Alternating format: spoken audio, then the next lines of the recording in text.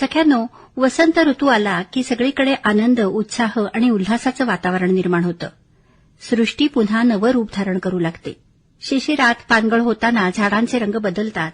पिवळी, केशरी, हिरवी पानं झाडांना रंगीबेरंगी करतात. आता मात्र पानगळ सरून वसंतात झाडांना नवी पालवी फुटू लागते. त्या कोवळ्या तांबूस पानांचा रंगही किती लोभस दिसतो नाही. होळी पौर्णिमा आहे. या सणाचं आणि रंगांचं नातं अतूट आहे. हेच नातं उलगडून दाखवणार आहेत सुरेख अग्निहोत्री आपल्या ललितबंधात. सुरेख अग्निहोत्री गेली 40 वर्ष लेखन करतात. कथा, काव्य, अभिवाचनाचे जाहीर कार्यक्रमही त्या करतात. त्यासाठी अभिनयाची बक्षिसं त्यांनी मिळवली आहेत. मोठमोठ्या लोकांच्या मुलाखती त्यांनी घेतल्या आहेत. त्यांना पेंटिंगचा छंद आहे. तर आता ऐकूया सुरेख अग्निहोत्री यांचा रंगुनी रंगात साऱ्या हा ललित.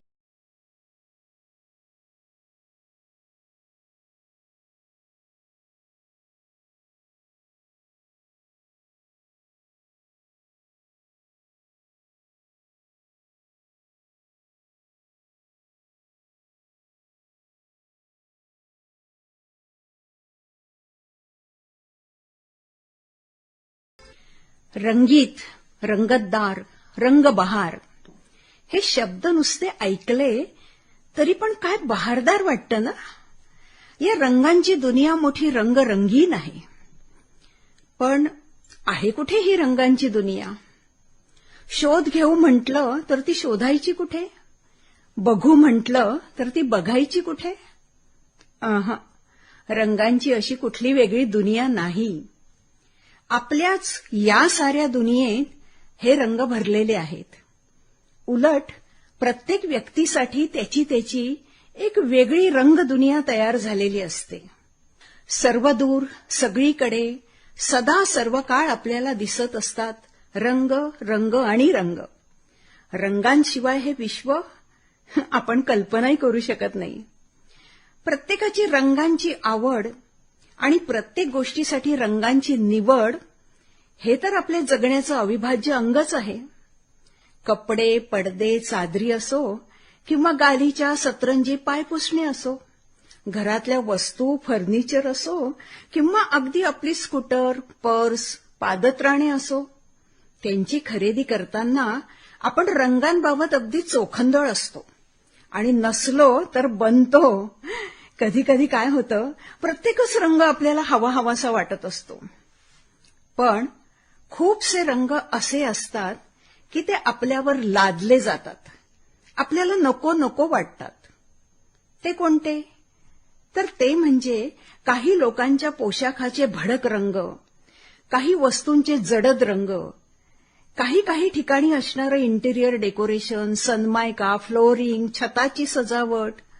खरंच इतक्या भडकपणाची, इतक्या बटबटीतपणाची, इतक्या अति नक्षीकामाची गरजच नसते. स्वतःची ही हौस इतरांना त्रासदायक ठरू शकते याचं भान न खूप जणांना नसतंच. फ्लोरोसंट कलर नावाचा एक आणखीन भयंकर अवतार असाच त्रासदायक असतो.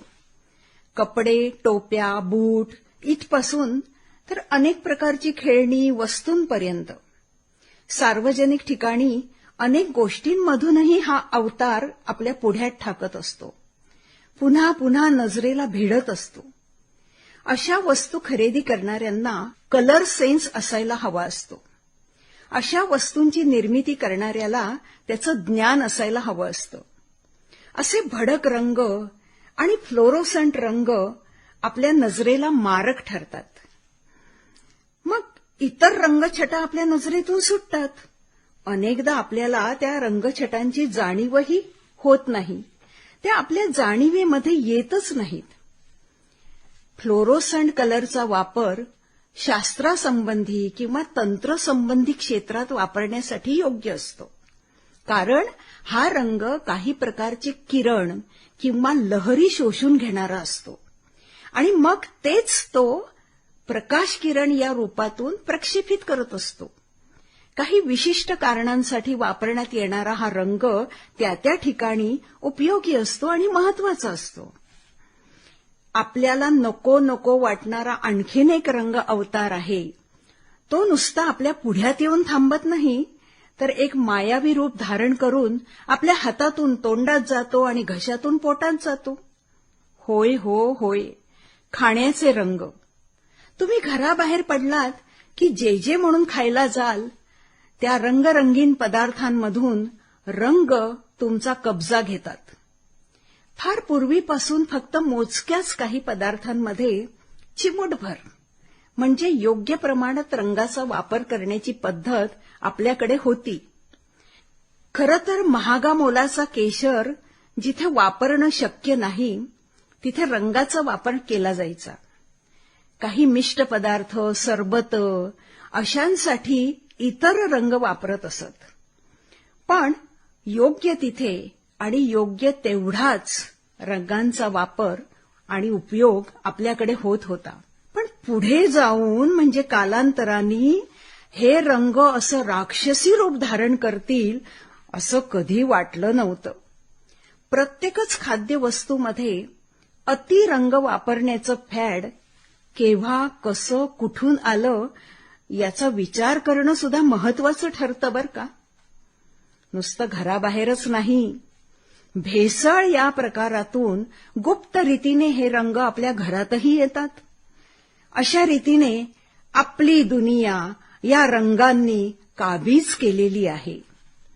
रंगाचा बेरंग आणि रंगाचा भंग करणारे हे रंग प्रदूषण थांबवण्यासाठी आपल्याकडे काही कायदे, नियम आहेत की नाही, की त्यावरही कोणी रंग फासून ठेवलाय? मग अशाने निसर्गातल्या रंगांचा आनंद आपण कधी घेऊच शकणार नाही का? खरंच साधे रंग आणि त्याच्या साध्या रंगछटा या सगळ्यांपासून माणूस दूर जातो आहे असं मला वाटतं. निसर्गातले सौम्य रंग, वनराईतले शांत रंग, सृष्टीचे सुखद रंग आपण बघायला हवेत, अनुभवायला हवेत. आपण स्वतःला तिकडे वळवायला हवं. या रंगांची दखल आपण घ्यायला हवी आणि त्यासाठी कुठेही दूर जाण्याची गरज नाही आणि वेगळा वेळ देण्याची पण आवश्यकता नाही. अगदी आपल्या अवतीभोवती अगदी सहजपणे असतात हे रंग. झाडावरून झिरझिरत खाली येणारी पानं पाहताना छान वाटतं आणि ती पानं आपल्या अंगावर पडत असतील तर आणखीनच छान वाटतं. पानगळतीच्या या ऋतूचं आगमन होताच सृष्टीतल्या बदलांची आपल्याला चाहूल लागते. हा पानगळीचा ऋतू आपल्याला जाणवणारा, आपल्याला दिसणारा असतो. वृक्षवेलींवरून पानं खाली गळत असतात. झाडी झुडपांवरची पानं खाली गळून पडत असतात. गळून पडणारी असली तरी या पानांच्या रंगांमध्ये विविधता केवढी असते. हिरवा, पिवळा, विटकरी बदामी, तपकिरी लाल असे हे रंग असतात. कधी ही पानं एकल रंगाची असतात तर दुसऱ्या रंगाची मिसळणही त्यात असते. जमिनीवर त्यांचा सडाच पसरलेला असतो आणि त्याच वेळी झाडावर नवीन पालवी फुटत असतात आणि ते सुद्धा आपल्याला दिसत असतं. त्यांचेही रंग असेच. त्यांना कोवळा रंग असंच म्हणायला हवं. कोवळा हिरवा, पोपटी, कोवळा पिवळा, त्यात थोडा करडा असे कितीतरी रंग तयार होत असतात. एकाच वेळी होणारा हा रंगांचा खेळ सृष्टी आपल्याला दाखवत असते. रोज आणि नित्य नवा हा रंगखेळ बघण्यात आपण रंगून जातो. सृष्टीतल्या अनेक बदलांचे हे ऋतू रंग ऋतू असतात. थंडाव्याच्या शीतल रंगांची जाणीव सोडवत उष्ण रंगांकडे वाटचाल करत जाताना समशीतोष्णतेच्या रंगांचा अल्प सहवास हे ऋतू आपल्याला देतात. आपल्याला खूपशा भावभावनांच्या रंगछटा अनुभवित करून देणारेही असतात हे ऋतू. पण हे सगळं जाणवण्यासाठी, अनुभवण्यासाठी आपलं मनही तसंच असायला हवं. मनात साचवून ठेवलेल्या कलुषित भावना, मनात दाटवून ठेवलेल्या नाराजीच्या भावना, नकारात्मक भाव, नकोसे भाव या साऱ्यांचा रंग एकच, कुरंग. हा कुरंग आधी मिटवून टाकायचा असतो. आता मनातून हे सगळं काढून टाकायचं म्हणजे काय करायचं, कसं करायचं? मनातल्या मनात असं खूप ठरवलं तरी ते जमतंय थोडंच. मनातला हा सगळा कचरा नष्ट करायचा तर काहीतरी क्रिया केल्याशिवाय काय होणार. म्हणूनच एखाद्या गोष्टीचं, एखाद्या दिवसाचं निमित्त आपल्याला लागतं. यासाठी वर्षभरातला एक दिवस ठरलेला असतो, तो म्हणजे फाल्गुन पौर्णिमा. आणि नुसता मनातलाच नाही तर आपली सदनिका, निवासस्थान, भोवतालचा परिसर, दूरवरचं क्षेत्र, सार्वजनिक ठिकाणं, इथला सुद्धा केर, कचरा, अडगळ, नकोशा वस्तू असं खूप काही नष्ट करण्याचा हा दिवस. हे सगळं जाळून टाकायचं. या नकारात्मकतेचे रंग हजार, त्याच्या छाया छटा बेसुमार, त्यांची होळी करायची. सामाजिक काही मोठ्या गोष्टींचा होळा करायचा. जमिनीत खड्डा करून लाकडं, गवऱ्यांची रास रचायची आणि ही होलिका, होळी करायची. या होलिकेची पूजा करून प्रार्थना करायची की आमच्या मनातल्या सर्व कुभाव, कुभावनांचा नायनाट होऊ दे. राग, द्वेष, लोभ अशा साऱ्या छाया रंगांचा नाश होऊ दे. या साऱ्यांवर मात करून विजयाची रंग पताका आमच्या मनात फडकत राहू दे. अशी शारीरिक आणि मानसिक क्रियेतून ही होळी करतात. या सगळ्या गोष्टी एका सणाच्या रूपात साजऱ्या करतात. संध्याकाळ नंतरच्या अंधारात या काळ्या रंगी गोष्टी विनाश पावल्या की मग पौर्णिमा साऱ्या सृष्टीवर आपला चंदेरी रंग पसरते. आपल्या सगळ्यांच्या मनात एक नवीनतेचा रंग भरते, सकारात्मकतेचा रंग मिसळते आणि मग वाईटावर चांगल्याचा रंग पसरतो, अंधारावर उजेडाचा रंग पसरतो. भलेपणाची एक रंगानुभूती आपल्याला होऊ लागते. कारण रंग म्हणजे काय? तर रंग म्हणजे शोभा, मौज. रंग म्हणजे वर्ण, स्वरूप, अर्थ, अंदाज. रंग म्हणजे उल्हास, उत्साह. रंग म्हणजे आनंद. माणसाच्या जीवनात सृष्टीतल्या रंगांचाही केवढा सहभाग असतो. सृष्टी या रंगांमधून शेवटी आनंदच देत असते आपल्याला. सृष्टीचं हे रंगरूप आणि रूपरंग नित्य नेमाने बदलत असतं. सृष्टीचं हे लावण्य रंग पाहत असताना स्वतः भगवान श्रीकृष्ण या रंगांनी मोहून गेले. साऱ्या जगाला मोहिनी घालणाऱ्या मोहनाचे या सृष्ट रंगांनी मनोहरण केलं. या रंगात रंगुनी जावे की त्यांचे कोड कौतुक करावे, संभ्रमात श्रीहरी पडले. पण क्षणातच आठवले राधेचे रूप देखणे. मग काय, या सृष्ट रंगांमधला अंगुलीवर घेऊन या रंग एक तयाने अन जाऊन या राधेच्या गालावर मलिले. चकित झाली राधा, चकित झाली राधा नवलाने, सरली मागे स्वतःस सावरले. मग पुन्हा एकदा घेत तयाने रंग पसाभर अन लावित तिच्या दुजा गालावर. निमिषातच झाली राधा गुलाबी, अवतरला रंग गुलाबी. नवाच आहे आज माधवाचा बेत, तिनेही घेतला हाती होता रंग एक. करुणी साहस स्पर्शिला त्यास थेट, क्षणीच त्या कृष्ण नील झाला, कृष्ण नील झाला. नीलवर्ण झाला सावळा, नीलवर्ण झाला. रंगांचा हा नवा खेळ राधेस आवडूनी गेला, राधेस आवडूनी गेला. हे पाहून श्रीकृष्णाच्या आनंदाला पार राहिला नाही. परंतु लाजत लपत दूर सरत जाणाऱ्या राधेला रोखावे आता कसे?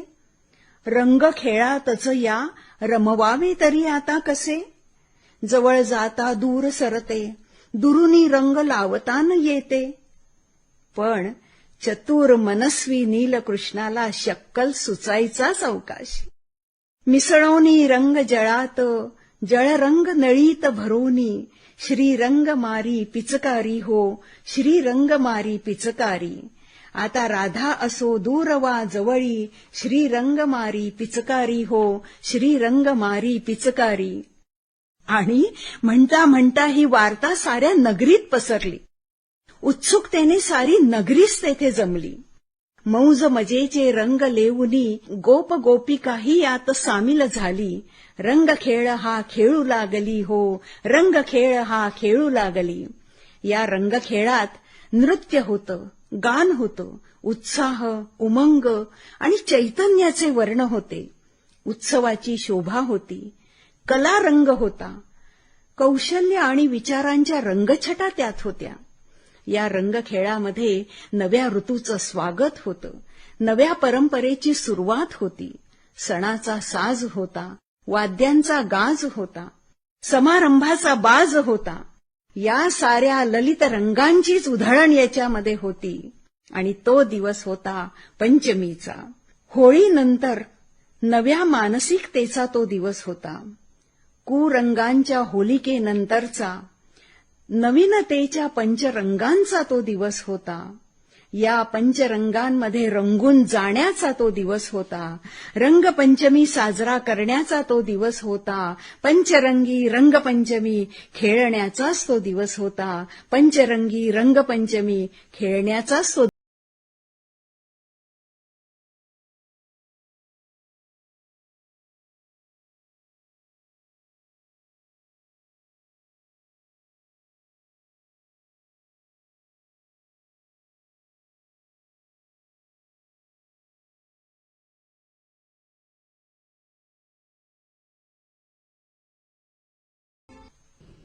आताच आपण ऐकलात सुरेख अग्निहोत्री यांचा ललितबंध रंगुनी रंगात साऱ्या.